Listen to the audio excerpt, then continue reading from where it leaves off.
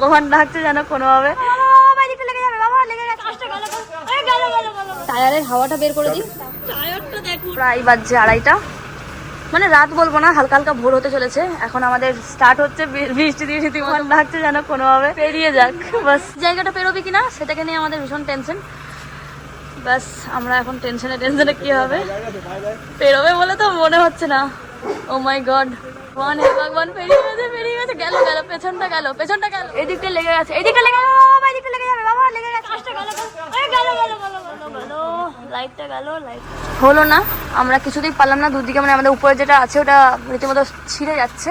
আমরা একটা আইডিয়া পেলাম, সেটা হচ্ছে যে গাড়ির যদি আমরা কি বলে হাওয়া, টায়ারের হাওয়াটা বের করে দিই, এটা একটা সলিউশন হতে পারে। এটা কি মনে হচ্ছে সলিউশন হবে? আশা করছি, দেখা যাক। আমরা তো বাঙালি, জোগাড় করে জিনিস ইয়ে করতে বেশি পছন্দ করি, দেখা যাক কি হবে। আরে এদিকে বাবা করছে আর ওইদিকে সুরেশদা। আবার আমরা স্টার্ট করলাম ট্রায়াল করতে। এখন পুরো তোমাদেরকে তো দেখালামই যে এমনি পুরো কমিয়ে দেওয়া হয়েছে টায়ারের পাম্প। লাগবে কি লাগবে না, উফ, ফিঙ্গার ক্রসড।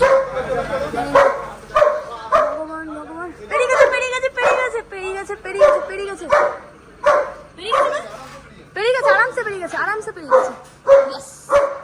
টায়ারটা দেখো, জাস্ট দেখো কি অবস্থা, একটা হাওয়া নেই টায়ারটা পুরো বসে গেছে।